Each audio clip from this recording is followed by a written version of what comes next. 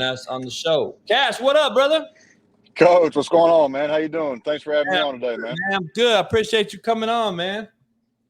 Yeah, man. I'm actually leaving the golf course right now. I just got done playing the shittiest round of golf that I've ever Is that played in right? my life. Yeah, I think Where you that's why I play need to at? stick to. I'm up here in Lexington, man. I think that's why I need to stick to bass fishing and turkey hunting. I think that's golf's a little out of my comfort zone. You got to get with Pat McAfee, man. Go to Tahoe and get in this damn Tahoe thing. No, man, that was the last time I saw you on there, man. That was a hell of a job, bro. Yeah, man. It's I follow around a good friend of mine, Pat Perez. He's on the Live. He left the PGA last week, but I go around with him, man. He's a good dude. So I got to meet a lot of these Dustin Johnson, DeChambeau. I got to meet all these guys over the last 6 months, and I was surprised they were fans of mine. I had to do a lot of book signing. It was a good deal. It was a fun deal, man. But they're very, very interesting guys, man. The golfers I got a lot of respect for these dudes. Independent contractors, man. They're really on their own. You know what I'm saying? There's no NIL deals. There's no Nike. There's no nothing. You got to go out and get it. And I don't know, a lot of shit, man. A lot of shit, man. So you're in Lexington now. Yes, sir. Lexington, Kentucky. What'd you shoot? Oh man, I stopped keeping score after hole 8. I was like, man, you know what? The game's not too smooth right now. Once we make this turn, we're gonna crack into them 12-ounce curls and see what we can do. Hey, so when did you play at Kentucky? Man, I was there 2016 to 2019. So my first year was when we got to our first bowl game since 2011. And I was on the teams that went to the Citrus Bowl and won against Penn State, and then my last year was when we ended up going to the Belk Bowl and playing Virginia Tech. So I got finished up at 19 right before COVID hit. Did you play with Lonnie Johnson? I did, man. Lonnie's one of my boys. I was gonna say, you being a big JUCO guy, man. I mean, that was one of our primetime guys that came out of a JUCO, and seeing him what he does in the league right now, man, it's just. It's awesome to turn the tube on and see your boys out there making plays. So yeah, Lonnie's. Well, he's my kid, right? Yeah, I know, man. He's. I remember him drove talking. His ass from California to Kansas. I drove his ass from fucking LA to Kansas. So I got him to Garden City before I left Garden City to go to Independence. I got him to Garden City. He ended up staying there, obviously, with the coach. And then you also got Terry Wilson, who also played at Garden City. Yep. He was a quarterback that, ironically, believe it or not, man, we turned down. His best friend was one of our big-time linemen. They were high school teammates out in Oklahoma City. We had Malik Henry, and we were pretty loaded. And I still talk to his mother to this day. We're on social media. We talk very cordially all the time. So we had a good relationship. And he didn't want to come battle with Malik. I didn't want to hit the issue. I was like, you know what? You got to do what you got to do. And ironically, we ended up sacking him in our game to win the title. We ended up sacking him to beat Garden City that year before he came over to you guys and had a hell of a career there with you guys and did a great job. So that just kind of tells you how that JUCO shit is how talented it is. You know what I mean? It was anyway before transfer portals, but. Yeah, man. I mean, you look at what, so many guys that's come out of JUCO programs. It's made such a big impact that, not only at their Division I programs, but when they go on to the league, you see, multiple first-round draft picks end up going to the JUCO route. So, for anybody, that thinks that, you got to go JUCO and you think your career's dead, bullshit.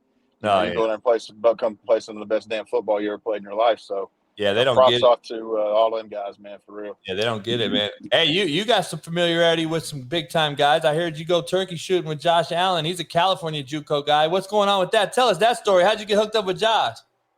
Well, man, me and Josh played together there at UK, and he came in a year before I did. And it's actually crazy, Coach. When I met Josh, he wasn't built like Superman like he is now. I mean, I think I actually had a little bit more muscle than Josh when I first met him. And I still remember this one picture I still have on my phone, man. Me, him, and one of our other teammates at the time, Chris Wester, who's playing for the Panthers right now.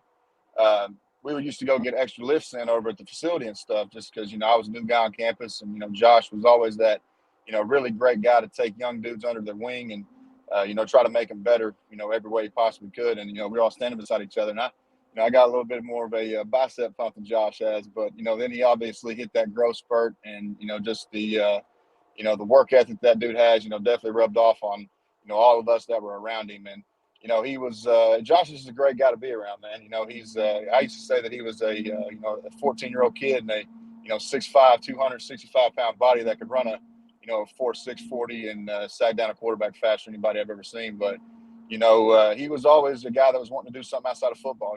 Great teammate, and I always told him I was wanting to take him hunting or fishing, and I was about, and this is the testament how good of a dude he is.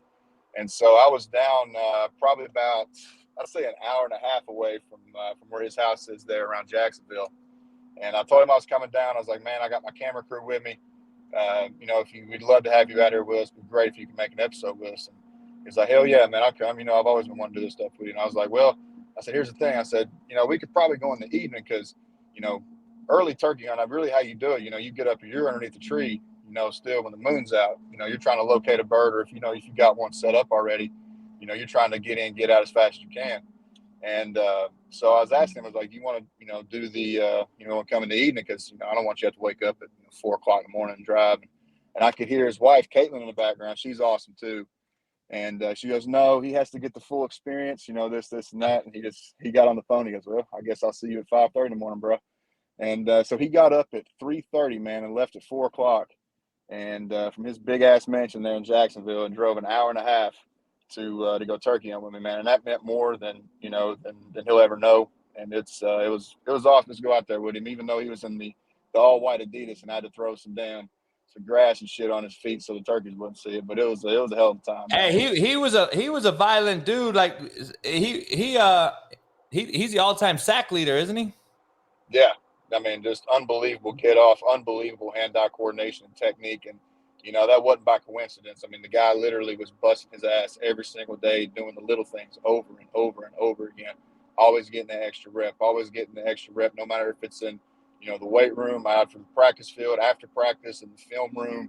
I mean, that dude was destined to be great. And, that's why he was the number 7th overall pick in the draft. Nah, no doubt. He's a beast. So you played the Army All-American game? Yeah, I played down there in 2016. I think there was a couple years before they went away from the U.S. Army parts. I think it's just called the All-American game. But yeah, I was down there in 2016. I believe it was like me. I think DK Metcalf was in that game on the East squad. Derek Brown, a couple big time dudes. Yeah. Was that? Did you get the big Adidas jacket? Yeah, man. Actually, my mama still got it. So any jacket or, trophy or anything like that, I let my parents keep all that shit. Hey, no doubt. I just don't want to keep it in my damn closet. Hey, that truck's on your ass, dog. I was looking at it in the rear view and shit. Oh, yeah, I got to get over, man. I got to get on this damn exit. Hey, so what's the deal? You said you got a camera crew, so give us a story so everybody that don't know who you are knows what's going on. What a lot of people in here know you. There's a lot of cats in here you're part of the neck of the woods. So you got a camera crew following you around. What are you doing with wrestling? What's going on what do you got going in the fire right now? Well, man, ever since I was a kid, the two passions in my life was sports and the outdoors. I mean, I'm country's cornbread, coach. I'm from the Appalachian Mountains in Eastern Kentucky, where basically all the stereotypes are made about Kentucky, but it's not all bad. I mean, kind of an area that's kind of isolated from the world, but what we got is we got the mountains. We got rivers, creeks, streams, all sorts of good shit to have fun with. And I was always wanting to combine my two passions in life. And so what I like to do is I like to go out, and I have my channel called Off Season, and that's where I take athletes, former, current, could be coaches, could be anybody to do with any sport. Take them out hunting and fishing, whether it be, whether if they're already involved in the outdoors or if I'm taking people out for the first time. Like I took Josh turkey hunting. I took Jamin Davis, who was a 17th overall pick in 2 years ago, 2021 draft by the Washington Commanders, inside linebacker. And, that's one of my boys. And we took him fishing. It's another great episode I have on my YouTube channel. And then this past year, we took my boy Ethan Wolf, Saints tight end. He actually played at University of Tennessee, and that's how we got to meet. Was out there actually playing against each other. And we got to go hunt in Tennessee this year and got him one on camera. That episode should be coming out here in the next month or so. And so that's really what I'm trying to do, man. It's different. You know, it's not your standard ass, you know, outdoor channel to where, you know, there's nothing but, you know, a bunch of whispering and, Right. you know, goody two shoes of, you know, the standard shit you'd see when you turn on.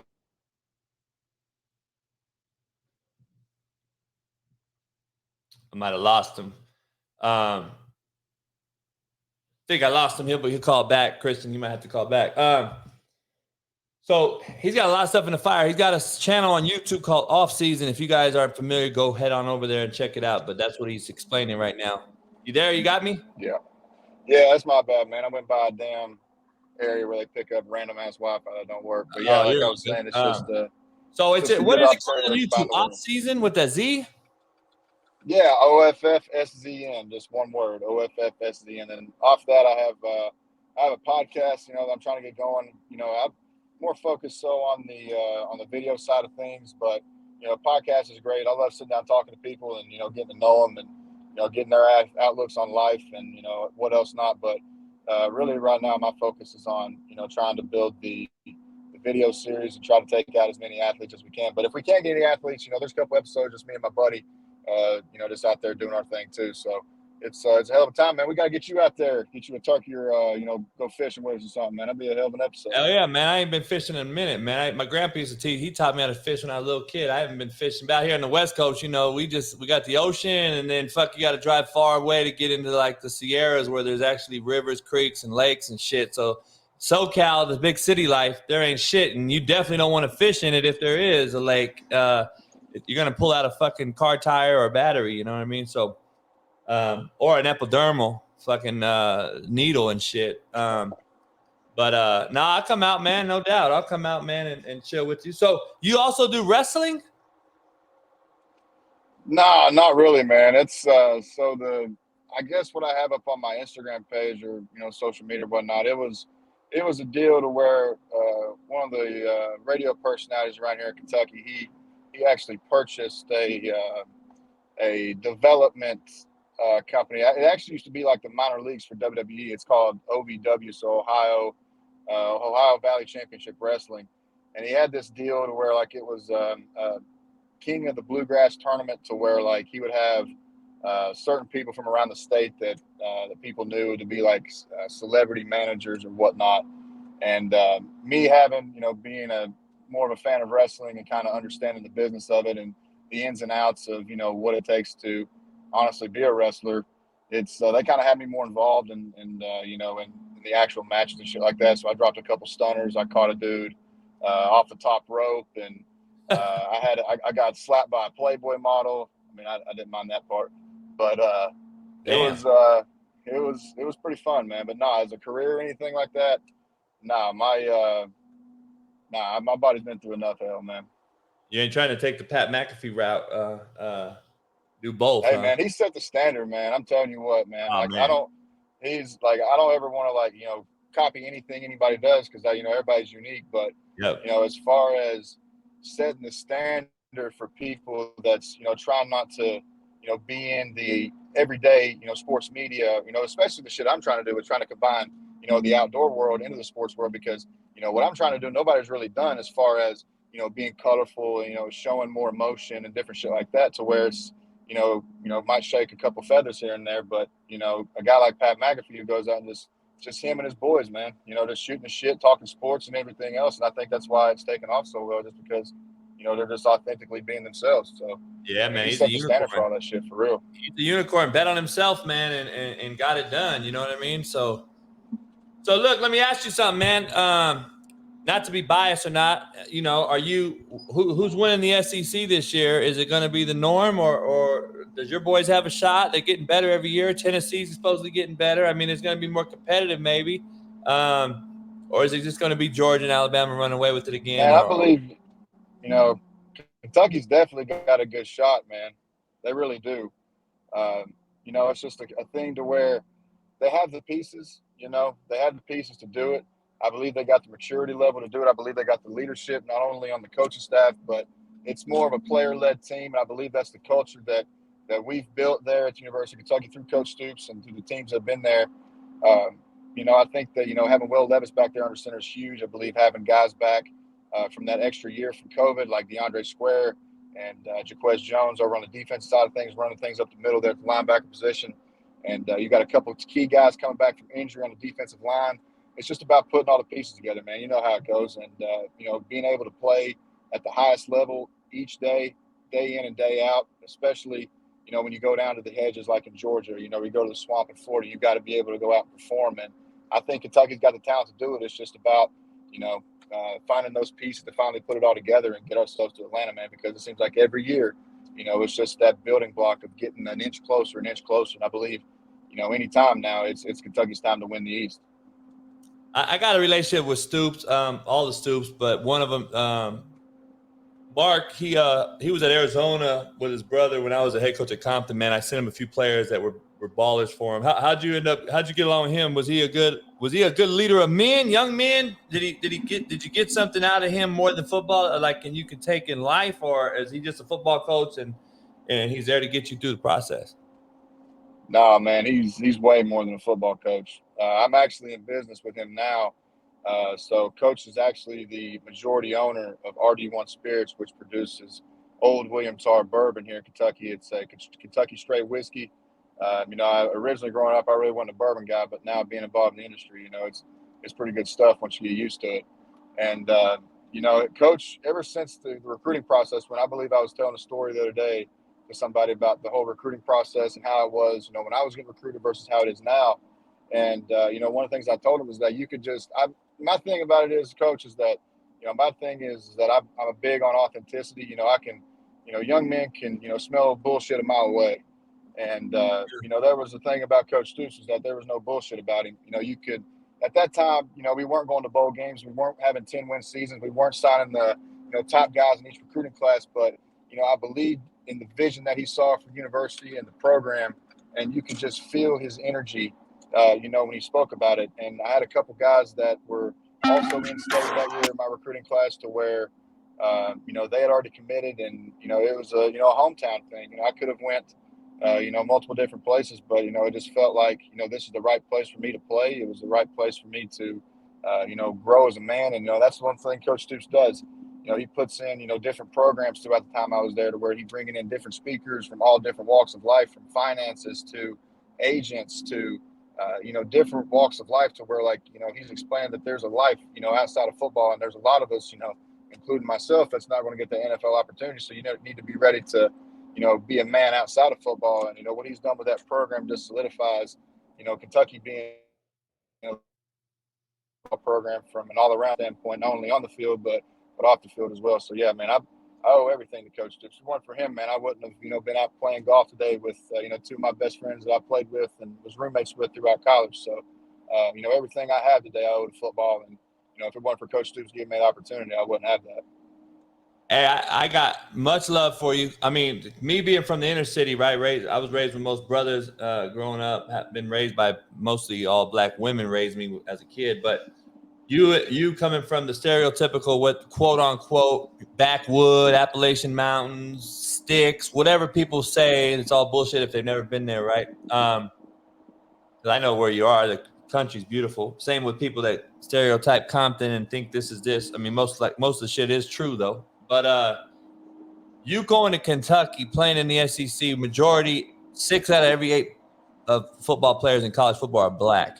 How did you earn your stripes, earn your spot, get the respect from the locker room that they said, all right, this white boy's a bad motherfucker, just like I did when I played with all black cats at Compton College? What made you to thrive in that environment? And was it a shock when you got there, or were you used to it? Did you play around brothers in high school, or was it a new thing for you? And then how'd you earn their stripes? How'd you earn their respect? Man, Coach, to be quite honestly, man, growing up in Appalachia, especially in my region, you hardly saw any black people. I can remember maybe 1 or 2 black kids in my community growing up. But, once I started getting out to camps, I started at that at an early age in middle school, going all around from Raleigh to, Cincinnati to Columbus, and playing travel baseball and different things like that to where, and luckily, for me, my dad was a Division I athlete. He played basketball and baseball at East Tennessee State, and he was actually one of the only white guys on the basketball team. And so, even though I came from a stereotypical area, from the sticks, this shit and that, I have, I was very cultured as I was leaving from that area to go up to Lexington. And actually, it's kind of funny how me and one of my best friends, I consider him one of my best friends now. He's still one of the head strength coaches over there, Mark Hill. Coach Hill, he's a bad son of a bitch, man. He's always, hardcore, this and that. And, my dad, we were big on Eddie Murphy movies growing up, man. So Coming to America, Trading Places and everything like that. And I just throw out quotes and shit like that. And I can't remember exactly what he said, but it was along the lines of a similar quote to something in Trading Places. And I fired back a quote. And the next thing you know, like me and him's cutting it up and laughing and everything, man. But the way I looked at it, man, and I got down with a personal level with dudes, I want to know, where you come from, what your mom's name is, who you listen to, on your iPod or whatnot. And you come to find out, man, it's not really that different. It's just a different part of the country. I come from a place where it's nothing but the trailer park. A lot of guys I played with come from the projects. I've had, knives pulled on me going up the wrong holler. I've had guns pulled on us, going on a piece of property that you ain't supposed to be up. And, not to a magnitude of some guys of what they went through, but it's a point to where, we find different similarities with each other. And music was a big thing, man. I'm a big fan of hip hop music. So there was a lot of times where a song would come over the stereo and I just bust out rhyming line for line. And everybody be like, oh, shit. He knows line for line. And then you go out there really, man, and, just don't be a punk. When somebody, you get squared up on in practice or, somebody checks you in the locker room or anything, you just, you stand your ground, you be a man. And, that's how you earn your stripes, whether it be, in football or in life in general, I believe. So, always be 10 toes down and stand your ground. Nah, no doubt, man. Kash Daniel here on the show, played with passion, as you can see there. Former Kentucky standout. So look, I seen some articles on you and shit, and I was like, okay, this is why I asked that question, because I think you did it because you got along. You earned their respect, you demanded it, and you played with a chip, and that's probably because of your background. I think we all have something in our background that makes us who we are. But this picture right here shows you passionate to me. It shows you're a worker. That's just what that picture looks like. Right here it says you respond to criticism for alleged dirty play. This is why I asked that question, because everyone wants to anoint or accuse or assume shit about us when they don't know us. I think that you played hard and reckless abandon, and that's how you earned your stripe. Cats saw it. Real recognizes real. I don't give a fuck where you're from, and I think they saw that in you. And what happens is when you're an outcast, so for us, we're white playing in a predominantly black played sport, and you got to be different. That's just how I was raised. I had to be different growing up in Compton as the only white motherfucker. So I was like, okay, so am I wrong? Am I wrong? Did you play nasty in a reckless abandonment? But I mean, at the same time, you're fucking earning their stripes because you played hard, and motherfuckers didn't like it. On the outside looking in, they say, oh, this motherfucker dirty, when really, no, you're playing the game how it's fucking supposed to be played. Am I bad or off? No, man. I mean, the way that I play football, Coach, and times change, man. But I grew up, early 2000s, and that's when Ray Lewis, Brian Urlacher, Brian Dawkins, Ed Reed, the dudes that delivered those big hits day in and day out. And I wasn't the most athletic dude on the field, but one thing I did do was I got guys lined up pre-snap. I knew the playbook inside and out. But, when I got to the ball, I consider myself a violent player. And, playing with a chip on my shoulder and playing with that fire. And, I wasn't athletic enough to be to rely on that alone. So I had to get nasty. I had to, try to get in some people's heads, this and that. And so I was very keen on trash talking. I was very keen on, trying to, do little shit to get you to throw you off your game. And it was never about like, trying to be an asshole or anything out there. I just literally wanted to get underneath your skin to where you do something stupid, like throw a punch or, do something to where we can get your ass out the game and not have to worry about you anymore. So, I mean, if I can do that and do little, annoying shit here and there and, do research, talk about some stuff that, people may not even know, just to get underneath your skin, man. See, some people may call it, this or that, but I call it, just playing football. And, it seems like every single year, especially on the defensive side of the ball, it just seems like the game of football is just slowly slithering away from how I knew what football was growing up and how I was taught to play the game.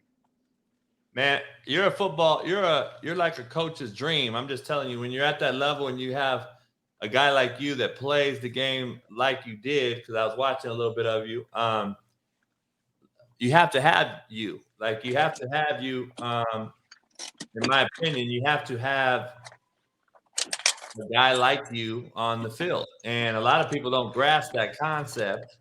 And it's unfortunate. I got a little clip of you right here. It's unfortunate, but they don't know. You guys beat Florida, right? Yeah.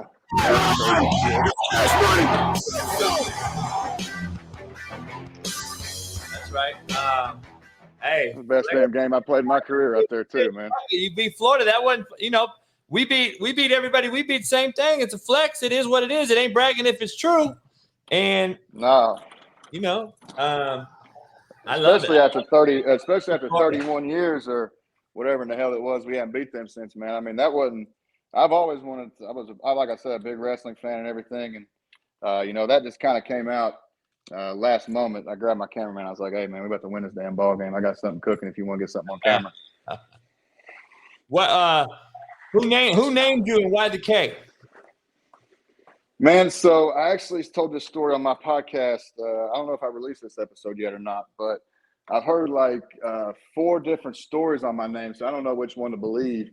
The one that seems more believable is the one that my mom told me, where she said that my aunt was about to name one of my cousins Cash, and at the last second she backed out, so she took it from her. That actually seems kind of legit, but it's actually kind of funny though. So when I was getting recruited by Louisville coming out of high school. And I asked my dad one time when I was a kid, I was like, who am I named after? And he said, you're named after Cassius Clay, Muhammad Ali. But I just want to spell it with a K just to make it different. And so I was like, that's usually the one I ran with. I just want to sound the most badass. And I think I was doing an interview with a Louisville reporter, and I actually told him that. And so when they figured out that, I was coming down to make my decision or whatnot, one of the people called me and said, hey, I'm so-and-so from the Cassius Clay / Muhammad Ali something foundation, and if you commit to Louisville, we would love to have you be the speaker, at this event, each and every year. And so, kind of lucky that that didn't work out, because I would hate to get there and be the speaker of that great event and it all be a complete bullshit. But no, man. So I got some pretty dope parents, I guess, and I guess they just wanted to be different, spell it with a K, and now I see Big Blue fans name their dogs and some cats Cash when I was playing, so that was pretty fun to see as well. What let me ask you this: you said you like rap. What's your favorite? Give me your 5 top rap songs. Shit, 5 top rap songs, basically anything by Young Dolph. Long live Dolph, rest in peace.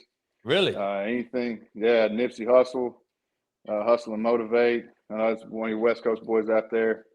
I'm into old school too, so Nasty Nas, Biggie, Tupac, Snoop, basically anything and everything. And I'm a chameleon when it comes to music, especially rap music. I can vibe to any flow, any beat, any genre. So it's dope, man. I love hip hop.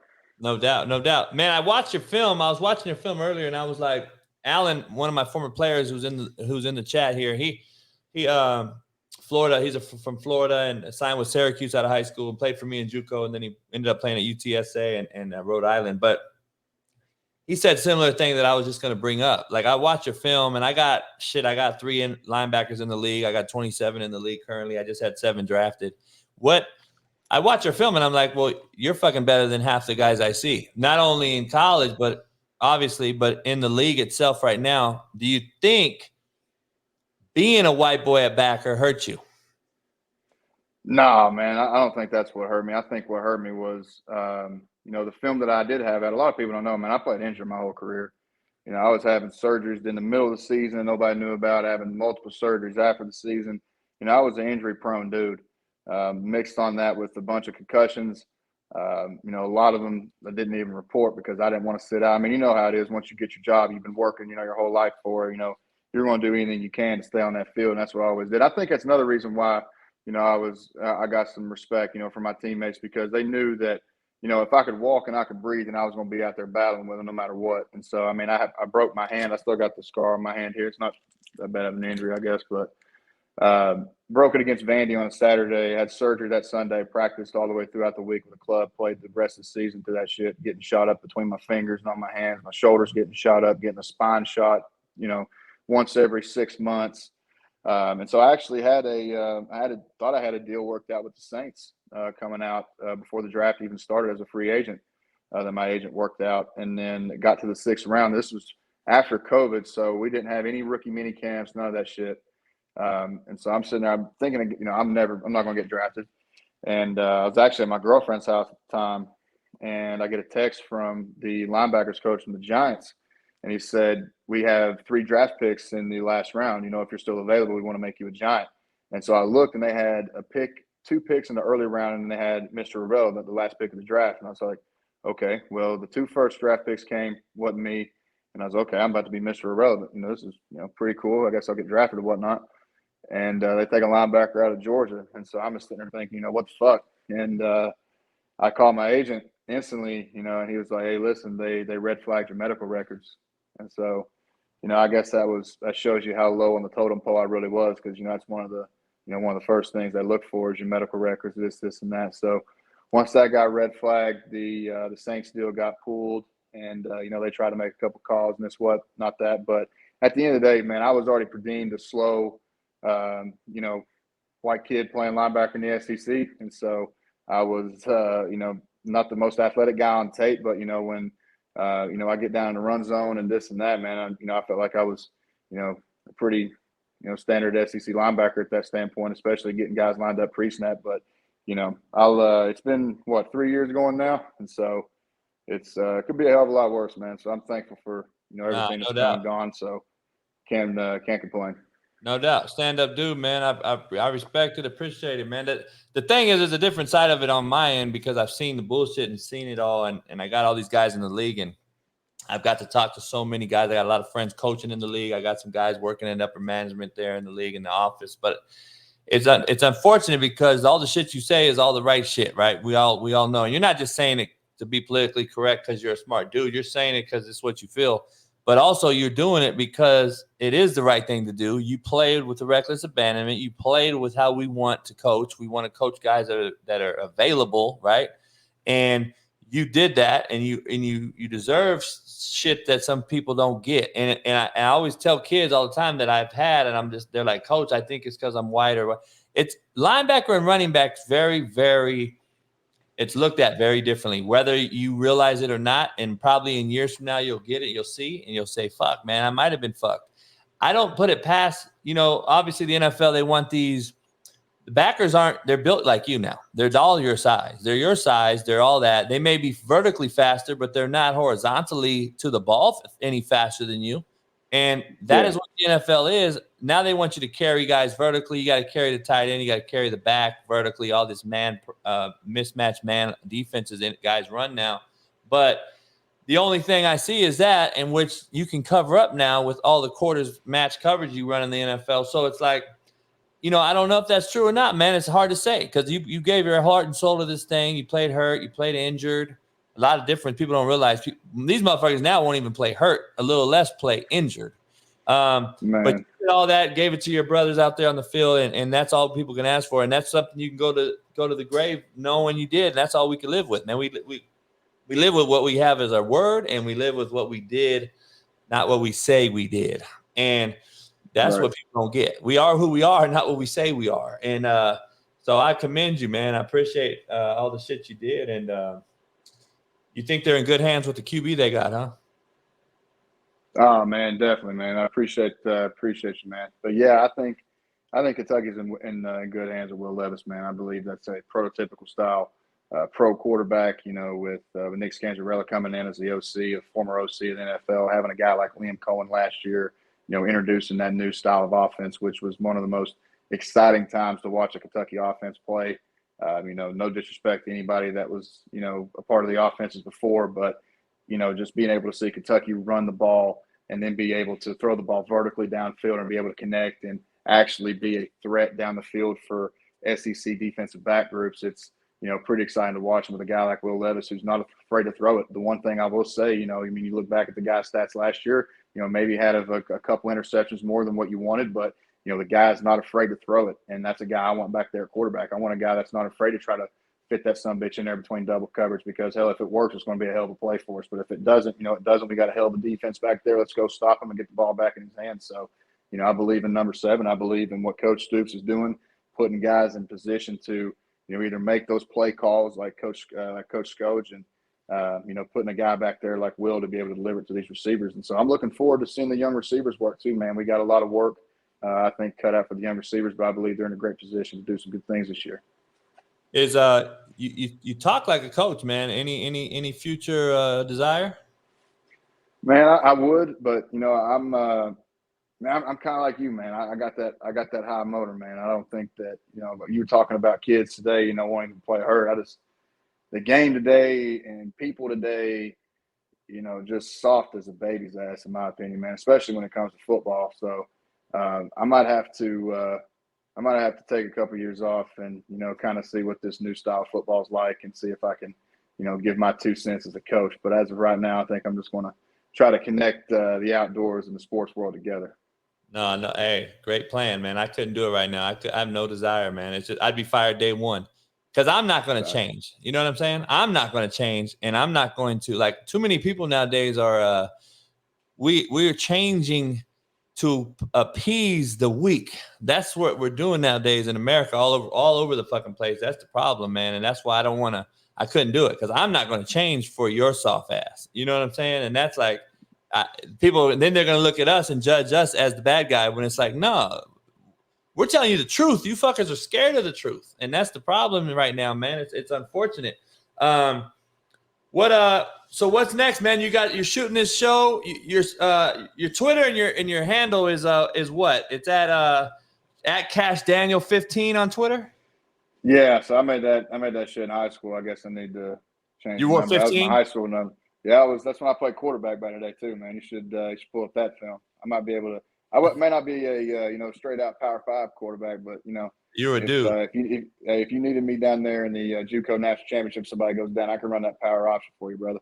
Because you were a dude. You were a football player. See, that's what people don't get. Like, we don't have any football players no more. We have dudes that think they only play this position, and they don't even know who their fucking greatest person that ever played their game at their position is. They don't watch it no more. They don't watch the sport like we once did. Even 3 years removed, you're night and day of what a player is right now in these portals. Like, that's what's crazy. That every single day we're seeing it get worse, and worse. Overnight, seemingly, it's changing in front of our face, and it's like, fuck. Talking to a guy like you who's freshly removed, and now we see these kids that I talk to today. I talk to every day. I go out and speak to these team players, and I'm just like, holy shit, man. They have not a clue, man. And I believe it starts in the household, obviously, but that's a whole nother discussion. But so what's next?